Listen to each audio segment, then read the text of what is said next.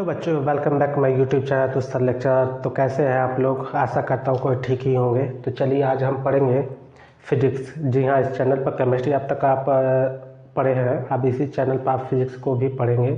और यह फिजिक्स का चैप्टर नंबर 1 है और ये पहला जो चैप्टर है इलेक्ट्रिक चार्ज और इलेक्ट्रिक फील्ड से जुड़ा हुआ है, जिसमें कूलम्ब बल आप पढ़ेंगे, ठीक है ना। और कूलम्ब बल से जो भी जुड़े इलेक्ट्रिक फील्ड होती हैं उन फील्ड को हम फाइंड आउट करना सीखेंगे, ठीक है। तो चलिए स्टार्ट करते हैं। सबसे पहले हम बात करते हैं आवेश होता क्या है। देखिए, आवेश क्या होता है कि किसी भी वस्तु का वह मूलभूत गुण, ठीक है, वह मूलभूत गुण जो दो प्रकार का क्या क्षेत्र उत्पन्न करता आवेश कहलाता है। मतलब किसी भी वस्तु में अगर आवेश है तो दो क्षेत्र उत्पन्न करेगा, क्या, एक वैद्युत क्षेत्र, दूसरा चुंबकीय क्षेत्र। जैसे मान लो अगर मेरे पास कोई वस्तु है तो हर वस्तु का अपना एक इलेक्ट्रॉन होगा। वो इलेक्ट्रॉन क्या कुछ इस तरीके का होगा। तो इलेक्ट्रॉन का दोहरा नेचर होता है, दो तरह का व्यवहार होता है। पहला व्यवहार होता है कि ये नाभिक के, उस पदार्थ के नाभिक के चारों ओर घूमता है, भ्रमण करता है और अपनी ही धुरी पर घूमते हुए ऐसे ये भ्रमण करता है, इस तरीके से, ठीक है ना। तो जब ये चारों तरफ घूमता है तो इलेक्ट्रॉन के घूमने से विद्युतीय ऊर्जा जनरेट होती है, लेकिन जब ये अपनी धुरी पर घूमते हुए घूमता है तो इससे चुंबकीय क्षेत्र भी जनरेट होता है। तो क्या बोला गया, आवेश किसी वस्तु का मूलभूत गुण है जो दो प्रकार का क्षेत्र उत्पन्न करता है, पहला विद्युतीय क्षेत्र, दूसरा चुंबकीय क्षेत्र। जैसे मान लीजिए पृथ्वी होता है तो सूर्य के चारों तरफ चक्कर लगाता है और अपनी ही धुरी पर घूमता है, जिससे दिन रात होते हैं और पूरा साल का एक चक्कर मार लेता है, ठीक है। ऐसे इलेक्ट्रॉन भी दोहरे नेचर का होता है। एक तो परमाणु के नाभिक के चारों ओर पूरा चक्कर लगाता है, ठीक है, जिससे इलेक्ट्रिसिटी जनरेट होती है और अपनी धुरी पर घूमते हुए घूमता है, जिससे कारण ये क्या होता है, विद्युतीय क्षेत्र जनरेट करता है, ठीक ना। तो अब आवेश के बारे में अगर हम बात करें तो आवेश को हम कैसे और डिफाइन कर सकते हैं। देखिए, आवेश की जो संकल्पना होती है वो इलेक्ट्रॉन के बेस पर ही की जाती है कि किसी परमाणु के पास कितना इलेक्ट्रॉन या तो वो दान करेगा या तो वो ग्रहण करेगा। तो अगर वो दान करता है तो वो बनाएगा धनावेश, अगर वो ग्रहण करेगा तो बनाएगा ऋणावेश। इलेक्ट्रॉन कंसेप्ट पर यह है। जैसे मान लीजिए मेरे पास सोडियम परमाणु है तो इसका परमाणु क्रमांक 11 है, तो वह क्या करता है, सोडियम किस ग्रुप का है, फर्स्ट ग्रुप का। अगर केमिस्ट्री का पीरियोडिक टेबल आपको याद है तो आपको पता होगा कि ये फर्स्ट ग्रुप का एलिमेंट है। तो फर्स्ट ग्रुप का जो वैलेंसी होता है 1 होता है, ठीक ना। तो 1 का मतलब एक से ज़्यादा ये इलेक्ट्रॉन दान नहीं कर, मतलब बाहरी कमरे में जितने भी अनपेयर इलेक्ट्रॉन किसी भी परमाणु के होते हैं वही इलेक्ट्रॉन दान होते हैं, ठीक है ना। तो अगर मैं इसकी बात करूं तो इसका बनेगा कितना, 2, 8 और 1। तो बाहरी कोश का जो इलेक्ट्रॉन एक है यही ये दान होता है, एक इलेक्ट्रॉन जब दान कर देता है Na पे क्या आता है, धनावेश आ जाता है। तो इसको कहा जाता है धनावेश, ठीक है ना। और यही एक इलेक्ट्रॉन कोई परमाणु, जैसे मान लो क्लोरीन हो गया 17, तो इसका होता है 2, 8, 7। तो वही एक इलेक्ट्रॉन ये ग्रहण कर लेता है तो ये 8 हो जाता है, तो इसके कमरे में आ जाता है माइनस चार्ज, इसलिए ये ऋणावेश हो जाता है, ठीक है ना। तो आवेश भी क्या होते हैं, दो प्रकार के होते हैं, धनावेश और ऋणावेश, ठीक है ना। तो आवेश के अब हम बात करते हैं आवेश का मात्रक। तो आवेश का मात्रक कैसे पता करेंगे। देखिए, आवेश की प्रवाह की दर जो होती है वो धारा होती है। तो धारा I बराबर क्या पड़ेगा, धारा I बराबर Q/T। तो इसमें Q क्या है, आवेश है, तो Q बराबर क्या पड़े हुए, I/T। तो I को कैसे नापते हो, I को नापते हैं हम लोग एम्पियर में और T को समय, एम्पियर पर समय, समय को नापते हैं सेकंड में, एम्पियर पर सेकंड, ठीक है ना, ये सेकंड, ठीक है ना। ये इसका मात्रक हो जाएगा, ठीक है। तो आवेश को दो तरीके से आप नाप सकते हो, एक धनावेश एक ऋणावेश, लेकिन उसकी जो आवेश की जो यूनिट होती है ये हो जाएगी। अगर मैं इसकी बीमा की बात करूँ तो बीमा का क्या होगा, जरा देखो तो बीमा कैसे नापोगे, आवेश का Q बराबर I का बीमा एम्पियर होता है और T का T, यानी कि AT इसका क्या हो जाएगा, बीमा हो जाएगा यह, ठीक है ना। तो इस तरीके से आवेश को हम माप कर सकते हैं। अब हम बात करते हैं आवेश के क्वांटीकरण की, कैसे इसका क्वांटीकरण करते हैं, पहले इसको नोट कर लीजिए और लिख लीजिए। चलिए अब हम बात करते हैं आवेश का क्वांटीकरण, कैसे आवेश को बांटा गया, क्या लिखा हुआ जरा देखिए। तो आवेश का वितरण सतत न होकर स्टेप वाइज होता है, मतलब आवेश का वितरण सतत न होकर लगातार नहीं होता है, ठीक है ना, स्टेप वाइज में से कुछ स्टेप के पैकेट में ये जाता है। किसी वस्तु पर आवेश इलेक्ट्रॉन के आवेश का क्या होगा, पूर्ण गुणज, इलेक्ट्रॉन के आवेश का पूर्ण गुणज। मान लो कोई वस्तु है मेरे पास, यह ए है और यहाँ पर मान लो मेरे पास कोई वस्तु बी है। मान लो ए के पास कम से कम 12 इलेक्ट्रॉन है, कितने इलेक्ट्रॉन, 12। इसने क्या किया, एक इलेक्ट्रॉन दान कर दिया, कितना किया, एक इलेक्ट्रॉन दान, तो 1 प्लस आ गया। इसने एक और कर दिया 2 इलेक्ट्रॉन 2 दान, तो हमको पता है 3 कर दिया 3 हो गया, 4 कर दिया 4 इलेक्ट्रॉन दान कर, और वही इसने 1 इलेक्ट्रॉन ले लिया तो 1 माइनस हो गया, 2 इलेक्ट्रॉन ले लिया 2 माइनस हो गया, 3 इलेक्ट्रॉन ले लिया 3 माइनस हो गया, 4 इलेक्ट्रॉन ले लिया 4 माइनस हो गया, इस तरीके से। तो इलेक्ट्रॉन का आवेश कितना होता है 1.6 इंटू 10⁻⁻19, 2 इंटू 1.6 10⁻⁻19, इसका भी कितना हो जाए 3 इंटू 1.6 इंटू 10⁻⁻19, और इसका क्या है 4 इंटू 1.6 इंटू 10⁻⁻19। कहने का मतलब क्या है कि 1 2 3 4 कितना भी इलेक्ट्रॉन दान या ग्रहण हो तो इलेक्ट्रॉन का जो आवेश है वो ठीक है, लेकिन जितना वो दान कर रहा हो उसमें ज़रा ध्यान देंगे तो एक तरह का क्रम हमको मिला जो एक नंबर है। इनको हम अगर n कह दें n, और ये इलेक्ट्रॉन e है, तो हमारे पास जो आवेश का क्वांटीकरण q बराबर आएगा वो क्या आएगा ज़रा देखें तो ne क्यों आएगा, ज़रा मेरी बात से। n क्या है, इलेक्ट्रॉनों का स्थानांतरण की जो संख्या होगी, इलेक्ट्रॉन का स्थानांतरण की संख्या है, ठीक है ना। और q क्या है, यहाँ पर आवेश है, यानी कि आवेश क्या है इलेक्ट्रॉन की संख्या का n गुना है, यही कहा गया पूर्ण गुणज है। यानी कि किस वस्तु पर इलेक्ट्रॉन के आवेश का क्या होता है पूर्ण गुणज होता है। तो पूर्ण गुणज कितना इलेक्ट्रॉन निकलना दान कर रहा है वो कौन बताएगा, n ही बताएगा। तो यहाँ पर अगर n हमको से पूछा जाए n, तो n बराबर क्या होगा q/e भी होगा, ठीक है ना। तो यही होता है आवेश का क्वांटीकरण से हमसे इलेक्ट्रॉनों की संख्या किसी भी पदार्थ में अगर पूछी जाए तो इसके द्वारा इलेक्ट्रॉनों की संख्या हम निकाल सकते हैं, ठीक है ना। तो इसको नोट कर लीजिए, इसकी स्टार्ट लीजिए। फिर अब हम बात करते हैं कूलाम बल की, ठीक है। कूलाम बल को कूलाम नियम भी कहते हैं, ठीक है। तो कूलाम बल में क्या होता है कि यह जब कूलाम ने इसको क्या किया था, 2 आवेशों के बीच के मध्य जब गणना किया गया तो कुछ नियम इन्होंने दिया था। क्या नियम दिया था ज़रा पढ़िए। तो इनके अनुसार 2 नियम दिया गया था। पहला क्या दिया था, 2 स्थिर बिंदु आवेशों के बीच लगने वाले आकर्षण या प्रतिकर्षण बल का मान उन आवेशों के परिमाणों के गुणनफल के अनुक्रमानुपाती होता है। मतलब एक आवेश यहाँ पर एक कुछ दूरी पर, तो इनमें जितना ज़्यादा आवेश होगा उनमें जो उतना ही ज़्यादा आकर्षण या उतना ही ज़्यादा प्रतिकर्षण होगा। मान लो विपरीत आवेश है तो आकर्षण करेगा, अगर सेम आवेश है तो प्रतिकर्षित करेगा। अगर समान है तो जैसे 5 माइक्रोकूलम 5 माइक्रोकूलम का दोनों है तो प्रतिकर्षित तो उतना ही तेजी करेगा। 5 माइक्रोकूलम -5 माइक्रोकूलम का 2 आवेश है तो आकर्षित उतनी ही तेजी से करेगा, ठीक है ना। तो यही बोला गया है। तो इनका जो पहला नियम है तो उसके अनुसार उन दोनों आवेशों का जो गुणनफल होगा उसके बल के क्या होगा अनुक्रमानुपाती होगा। यह पहला रूल कूलाम ने दिया था। दूसरा रूल क्या कहता है कि यदि उन आवेशों के बीच की दूरी के वर्ग को हम बढ़ाएं या घटाएं तो उस पर लगने वाला बल भी क्या होगा, कम होगा या तो ज़्यादा होगा। मतलब अगर दूरी हम ज़्यादा बढ़ाते हैं इनका तो दूरी बढ़ने से क्या आकर्षण भी कम होगा, प्रतिकर्षण भी कम होगा। और दूरी कम करेंगे तो आकर्षण ज़्यादा का प्रतिकर्षण ज़्यादा, मतलब लगने वाला बल क्या होगा बढ़ाने पर। अगर दूरी हम बढ़ा रहे हैं तो बल क्या होगा कम लगेगा, अगर दूरी कम कर रहे हैं तो बल क्या होगा ज़्यादा होगा, ठीक है ना।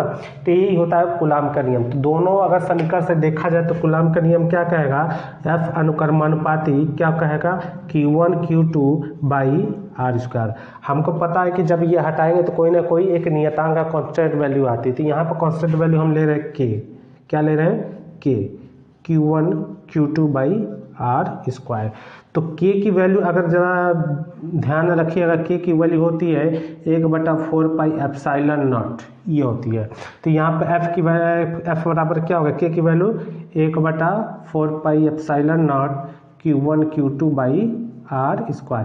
यही था कूलाम बल कूलाम नियम जिसको न्यूटन से हम दिखाएंगे। लेकिन यहाँ पे एक चीज़ और ध्यान देना, कभी कभी इसमें जो हमारे कंडीशन जो देते हैं वो ε0 के लिए देते हैं। जैसे मान लीजिए हमको बीमा पूछ दिया जाए, मात्रक पूछ दिया जाए, तो उसके लिए हम यहाँ पर जब निकालते थे ε0 क्या है, निर्वात की विद्युतशीलता। एप्सिलॉन क्या है, निर्वात की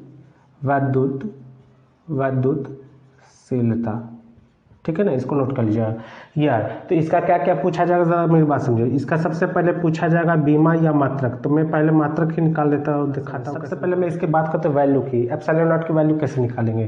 तो देखिए ε0 की वैल्यू निकालने के लिए हम क्या करेंगे, यहाँ पे एक चीज़ कहते हैं K की वैल्यू कैसे निकालते हैं। ε0 की वैल्यू होती 8.85 × 10⁻12। इतना याद करना पड़ेगा, ये ε0 की वैल्यू होती है, ठीक है ना। अब बाकी वैल्यू आपको पता ही है, तो क्या होगा ज़रा देखो तो 4 का 4 पाई का मान 3.14 इंटू 8.85 और इंटू में 10⁻²।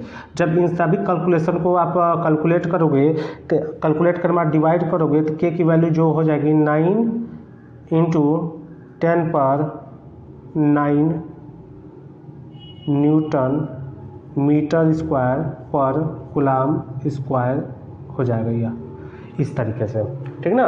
तो ये होता है इसका के की वैल्यू का पूरा मान, जिसमें एप्सिलॉन नॉट की जो वैल्यू होती है ये होती है, ठीक है ना। अब हम बात करते हैं कि न्यूटन मीटर इसका प्रति कूलाम स्क्वायर आया कहाँ से, तो ये होता है इसका मात्रक, ठीक है। तो मात्रक और बीमा भी पूछा जाता है, तो वो कैसे निकालेंगे, पहले इसको या तो इसको स्टार्ट लीजिए, नहीं तो इसको आप नोट कर लीजिए, मैं इसको मिटा ले रहा हूँ, ठीक ना। अब हम बात करते हैं इसके मात्रक की, ठीक है ना। अब मात्रक कैसे निकालेंगे, तो कूलाम बल मेरे पास क्या है, F बराबर K Q1 Q2 by are square. तो अगर मैं यहाँ से इसको इधर भेजूँ, बल को इधर भेजूँ, तो कैसे हो जाएगा जरा देखिए, तो यहाँ पर K गुणा कर इधर जाएगा तो भाग F, और ये इधर चला जाएगा तो K बराबर जो हो जाएगा कितना हो जाएगा ज़रा देखिए, तो F are square by Q1 Q2 ऐसा हो जाएगा, ठीक है। तो इसका अगर मात्रक में बात करूँ, मात्रक की, तो कैसे निकालो ज़रा देखो, तो F का न्यूटन, R चूँकि दूरी है तो दूरी को कैसे नापते हैं, मीटर में, तो मीटर स्क्वायर बटा Q1 को कूलाम और फिर Q2 का भी कूलाम, कूलाम स्क्वायर हो जाएगा, यानी कि न्यूटन मीटर स्क्वायर पर कूलाम स्क्वायर, ऐसे ये मात्रक यही आया था ना, तो ये इसका मात्रक हो जाएगा। बीमा कैसे निकालते हैं, बीमा ज़रा देख लेते हैं, बिल्कुल ही यही हम रखेंगे। तो बीमा कैसे निकालेंगे, चलिए बीमा हम निकालते हैं, तो वही सेम वैल्यू क्या होगा, F R square by Q1 Q2। तो के की वैल्यू कितनी है, एफ की बीमा कहते हैं MLT पावर -2 आर स्क्वायर यानी कि L स्क्वायर। यह जब भी बीमा लिखेंगे तो बड़े ब्रैकेट में ही लिखेंगे, ठीक है ना। बीमा हमेशा बड़े ब्रैकेट में ऐसे लिखा जाता है, और इंटू में L स्क्वायर, अब बटा में Q, देखो Q बराबर होता है IT का हम बीमा अभी इसके पिछले वाले में बताया था क्या होता है, 80 होता है, ठीक ना। तो Q का बीमा 80, एक Q का क्या होगा 80, तो दूसरे Q का क्या होगा, उसका भी 80 हो जाएगा, ठीक है। इस तरीके से 88 A स्क्वायर के बराबर हो जाएगा, यहाँ पर देखिए तो 2 घात और 1 घात मिलकर 3 घात, यानी कि ML पर 3 T पर -2, और यहाँ पर क्या हो जाएगा A स्क्वायर T स्क्वायर ऐसे। अब क्या होगा, नीचे से सबको ऊपर भेज दो, तो नीचे से ऊपर भेजेंगे तो प्लस में ऊपर जाएगा तो माइनस, तो क्या हो जाएगा ML पर ML पर 3 T पर -2, IT ऊपर चला जाए, इस पर भी -2 और A पर -2। तो ज़रा देखिए तब क्या हो जाएगा, ML पर 3 T पर 4 -4 और A पर -2। ये इसका क्या हो जाएगा, बीमा हो जाएगा, ठीक ना। और ये क्या होगा, मात्रक हो जाएगा। तो ये हमसे अक्सर कूलाम बल में उसका मात्रक या बीमा अगर हमसे पूछता है तो इस तरीके से आप बीमा या मात्रक निकालोगे। आप कहोगे सर ये कहाँ से आया, तो इसके लिए कक्षा 11 में आपको बीमा नाम का एक चैप्टर, बीमा विश्लेषण नाम का चैप्टर है, जिसमें आपको साफ साफ जाएंगे बुक में भी या बहुत सारी यूट्यूब में आपको मिल जाएगा। हम भी कोशिश करेंगे कि उसको, अभी 11 हम चला नहीं, सीधा 12 ही चला रहे हैं, तो आपको वहाँ पर वो मिल जाएगा, बुक में भी दिया होगा, सब बेसिक वहीं से स्टार्ट होता है। तो आप बेसिक जब तक नहीं जानेंगे तो एडवांस कैसे जान पाएंगे, ठीक ना। तो आप वहाँ पर जाकर इसका पढ़ोगे तो बीमा वास क्लियर समझ में आ जाएगा, ठीक है। अब हम बात करते हैं कि कूलाम बल से क्या क्या विद्युत क्षेत्र हमसे पूछता है, ठीक है ना। तो पहले नोट कर लिए, जिसको कहते हैं विद्युत क्षेत्र। विद्युत क्षेत्र क्या होता है कि किसी एकांक आवेश में अगर कोई परीक्षण आवेश हम रख दें तो उस परीक्षण आवेश के द्वारा जो भी ढेकलाव या आकर्षण बल होता है उसके द्वारा जो क्षेत्र जनरेट होता है उसे हम क्या कहेंगे, विद्युत क्षेत्र कहेंगे। जैसे यहाँ पर क्या लिखा था देखिए, तो किसी विद्युत आवेश के चारों ओर का वह क्षेत्र जिसमें रखे किसी अन्य आवेश का, मान लो मेरे पास ये विद्युत आवेश है पूरा, ये पूरा आवेशित जगह है, निकाय है। और इसमें मान लो हम कोई परीक्षण आवेश क्यू नॉट रख दे रहे हैं। मान लेते हैं परीक्षण आवेश मेरे पास क्यू नॉट है। अब ये धन क्यू भी परीक्षण है तो धन क्यू माइनस क्यू भी हो सकता है। तो ये अगर आवेशित है, चाहे यह धन आवेश हो तो धन, अगर मान लीजिए एक समान रूप से आवेशित इस तरीके है, तो ये परीक्षण आवेश अगर माइनस होगा तो अट्रैक्ट करेगा, परीक्षण आवेश प्लस होगा तो धकेलेगा इसको। तो एक चीज़ का ध्यान देगा, प्लस प्लस के बीच क्या होता है, प्रतिकर्षित होता है, प्रतिकर्षण, ठीक है ना। माइनस माइनस के बीच प्रतिकर्षण, प्रतिकर्षण, ठीक है। प्लस और माइनस रहेगा तो आकर्षण, आकर्षण। मतलब क्या है कि जब सजातीय कोई आवेश होगा तो उनके बीच में प्रतिकर्षित होगा, जब विजातीय होगा मतलब अलग अलग आवेश होगा तो आकर्षण होगा। जैसे मान लीजिए मेरे एक समान ये क्षेत्र है जो आवेशित है धन से, अब मैंने परीक्षण आवेश रख दिया यह, तो परीक्षण आवेश अगर धन क्यों है तो इस धन के कारण ये इसका क्या होगा, ढकला होगा, प्रतिकर्षित होगा। तो ढकेला का इधर ढकेल सकता है, इधर कर सकता है, इधर, मतलब किसी भी दिशा में इसको कोई बल लगाकर क्या करेगा, ढकेलेगा, ठीक है ना। कोई बल लगाकर क्या करेगा, ढकेलेगा, विद्युत क्षेत्र बनाएगा। तो अगर यह माइनस क्यू है तो आकर्षण करेगा, तब ये खींचेगा।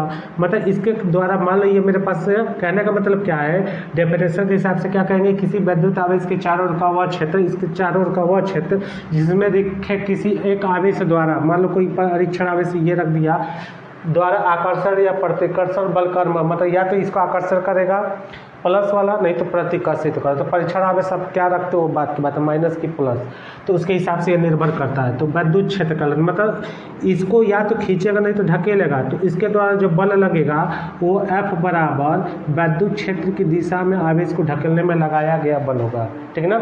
यानी कि इस पर जो बल होगा यह पर EQ होगा। तो विद्युत क्षेत्र हमको चाहिए, तो विद्युत क्षेत्र E बराबर क्या हो जाएगा, F/Q0। ये होता है विद्युत क्षेत्र। जैसे कि अगर मैं बात करूं, अगर जैसे मान लीजिए मैं यहाँ पर एक Q रखता हूँ, यहाँ भी Q है और यहाँ भी Q है, इसको मैं प्लस Q, इसको माइनस Q, इसको प्लस Q करता हूँ। तो अब हम कहें कि इस बिंदु पर, इस माइनस वाले बिंदु पर इस धन Q के कारण जो ढकलाव होगा या जो विद्युत क्षेत्र होगा वो किधर होगा, तो आप क्या जवाब देंगे, ठीक है ना। आप ये जवाब दोगे कि हमने क्या बताया कि प्लस और माइनस एक दूसरे को आकर्षण करेगा। मतलब क्या है कि ये इस पर जो विद्युत क्षेत्र बनाएगा इधर की तरफ बना, मतलब आकर्षित करेगा इसका, तो इसका विद्युत क्षेत्र ऐसे बनेगा, ये वाला ऊपर की तरफ। इसके द्वारा विद्युत क्षेत्र किधर बनेगा, इस बिंदु पर, इसके द्वारा इस बिंदु पर कैसे बनेगा, धन है तो माइनस को क्या करेगा, खींचेगा, तो इसका विद्युत क्षेत्र ऐसे बनेगा, इस तरीके से इधर की तरफ। समझ में आ गया। तो यानी कि अगर मान लो मैं एक बिंदु, अब मान लो मैं ऐसे ले रहा हूँ, यहाँ पर माइनस Q है, माइनस Q, धन Q, धन Q, ऐसे ले। हम कहते हैं मान लो यहाँ पर कोई बिंदु है ऐसे, इस बिंदु पर हमने परीक्षण आवेश Q रख दिया, Q0। तो हम कहें Q0 का अगर हमको विद्युत क्षेत्र निकालना तो कैसे निकालेंगे, तो कैसे करेंगे, इस पर हम कैसे विद्युत क्षेत्र निकालेंगे। जैसे मान लीजिए हम परीक्षण धन Q रख दिया, तो इस धन Q पर इस माइनस Q का जो विद्युत क्षेत्र बनेगा किधर बनेगा, खींचेगा इसको, तो इसका विद्युत क्षेत्र इधर बनेगा, ठीक है। इस बिंदु पर इस धन के कारण इसका विद्युत क्षेत्र किधर बनेगा, इधर, ये मतलब इसी तरफ धकेलेगा, खींचेगा नहीं, धकेलेगा। तो इसका और इसका इस बिंदु पर विद्युत क्षेत्र एक ही दिशा में हुआ, तो यहाँ पर थीटा बराबर हो जाएगा 0 अंश। जब एक ही दिशा में होता है तो थीटा बराबर क्या होगा, 0 अंश। जब भी विद्युत क्षेत्र एक ही दिशा में होगा किसी भी दो बिंदु का, तो इस बिंदु पर थीटा जो होगा 0 अंश होगा। लेकिन जब इस तरह से होगा विद्युत क्षेत्र तो 90 होगा थीटा बराबर, ठीक है ना। वो बात की बातें हम देखेंगे। चलिए इस बिंदु पर पता चलेगा। अब इन दोनों का कार्य इस बिंदु पर क्या होगा, ज़रा देखिए तो, अगर परीक्षण आवेश धन Q है तो इस माइनस Q का अट्रैक्शन होगा तो इसका विद्युत क्षेत्र इधर बनेगा, लेकिन इस धन के कारण इधर ये बनेगा, मतलब इसका विद्युत क्षेत्र इधर, इसका विद्युत क्षेत्र, और इन दोनों विद्युत क्षेत्र का बीच में 90 डिग्री का ये एंगल बनना, मतलब इस दो का विद्युत क्षेत्र इधर की तरफ है, इस तरफ, और दो का इधर है, मतलब दो का विद्युत क्षेत्र ऐसे बन रहा है। तो इसका परिणामी जो विद्युत क्षेत्र हो गया, मान लो आ गया आप विद्युत क्षेत्र कुछ ना कुछ आएगा ही, और इसका भी मान लो परिणामी कुछ ना कुछ आए, तो दोनों 90 डिग्री पे है, तो दोनों का विद्युत क्षेत्र क्या होगा, 90 के, मतलब परिणामी जो विद्युत क्षेत्र होगा 90 डिग्री के दोनों का इस बिंदु पर होगा। ये जो बिंदु पर का विद्युत क्षेत्र इस बिंदु का है और ये जो विद्युत क्षेत्र इस बिंदु का है, तो दोनों 90 डिग्री के बराबर आ जाएंगे, ठीक ना। तो विद्युत क्षेत्र से हमको ये पता चल जाता है कि किसी भी निकाय में अगर कोई विद्युत क्षेत्र उत्पन्न हो रहा है तो उस विद्युत क्षेत्र को आप कैसे पता करोगे, आकर्षण और प्रतिकर्षण से, कि किसी आवेश के द्वारा जो बल लग रहा है वो बल कैसा लग रहा है, प्लस से कि माइनस से। जब इनसे आप पता कर लेंगे तो किसी भी आवेश से किसी बिंदु पर विद्युत क्षेत्र आसानी से निकाल सकते हैं। तो इसी विद्युत क्षेत्र का प्रयोग करके हम बहुत सारे डेरिवेशन इस चैप्टर में करेंगे जो कूलाम बल से रिलेटेड है। तो आप इसको नोट करके कर लीजिए या इसको स्टार्ट लीजिए, फिर हम आगे बात करते हैं कि कैसे विद्युत क्षेत्र हम जनरेट करेंगे। चलिए अब हम बात करते हैं कि कूलाम बल का प्रयोग कैसे करके हम किसी बिंदु के कारण किसी दूसरे बिंदु पर विद्युत क्षेत्र निकालते हैं। ठीक है, तो हेडिंग हमारे साथ बना लीजिए, किसी बिंदु आवेश के कारण विद्युत क्षेत्र की तीव्रता। मान लो मेरे पास कोई एक आवेश, जैसे वैसे कूलाम बल में 2 आवेश लिया जाता है Q1 Q2, लेकिन पहले एक आवेश से हम निकालेंगे तो दूसरे से भी पता चल जाएगा। बस दिशा देखा जाता है कि विद्युत क्षेत्र की दिशा किधर बन रही है। ठीक है ना। तो देखिए क्या लिखा गया कि हमने क्या लिया, एक ऊपर परीक्षण आवेश धन Q लिया, एक परीक्षण आवेश ऊपर एक हमने आवेश लिया है धन Q और P पर एक परीक्षण आवेश लिया है जो क्या है कि धन भी हो सकता है माइनस भी हो सकता है। तो हम ये मान के चलते कि ये धन परीक्षण आवेश है। ठीक है ना। तो इस धन के कारण इस बिंदु पर इस परीक्षण आवेश को क्या होगा, बल किधर काम करेगा, ई की दिशा में बल भी किधर काम करेगा, इधर ही है। बल इधर काम करेगा, विद्युत क्षेत्र इधर ही बनाएगा। क्यों, क्योंकि ढकेलेगा तो बल की दिशा में ही क्या होता है, विद्युत क्षेत्र होता है, यानी कि EQ होगा। बल की दिशा में क्या होता है, EQ विद्युत क्षेत्र उसी की दिशा में होता है, परीक्षण आवेश की ही दिशा में। तो इसकी थोड़ी सी अच्छा, यह दूरी कितने दूरी पर हमने P रखा, R दूरी पर। तो थोड़ा सा पोस्टमार्टम के रूप में इसकी भाषा लिखनी पड़ेगी। क्या लिखा हुआ है, माना कि Q कूलाम का आवेश बिंदु O पर स्थित है, जैसा कि यहाँ पर दिख रहा है, तथा O से स्मॉल r दूरी पर एक बिंदु P है जिस पर विद्युत क्षेत्र हमको E निकालना है। तो विद्युत क्षेत्र बस पता होना चाहिए कि किस दिशा में पड़ेगा। अगर ये माइनस होगा तो इसके कारण विद्युत क्षेत्र किधर होगा, इधर की तरफ, इस तरफ। ठीक ना। तो उस समय भी हमारे पास परीक्षण आवेश माइनस ही होगा और जब उधर होगा तो परीक्षण आवेश प्लस हो जाएगा। ठीक है ना। तो क्या लिखा गया, माना कि बिंदु P पर परीक्षण आवेश Q0 रखा है, अतः कूलाम नियम से परीक्षण आवेश पर लगने वाला बल, तो परीक्षण आवेश पर लगने वाला बल, तो कूलाम बल क्या होता है, F बराबर 1/4πε0 Q1 Q2 बाई R², यही होता है। लेकिन यहाँ पर तो R² ठीक है, लेकिन Q1 Q2 दो आवेश में क्या, एक खाली Q है और एक Q0 है। तो हम Q1 Q2 को क्या देखेंगे, Q और Q0 ऐसा लिख देंगे। ठीक बात है।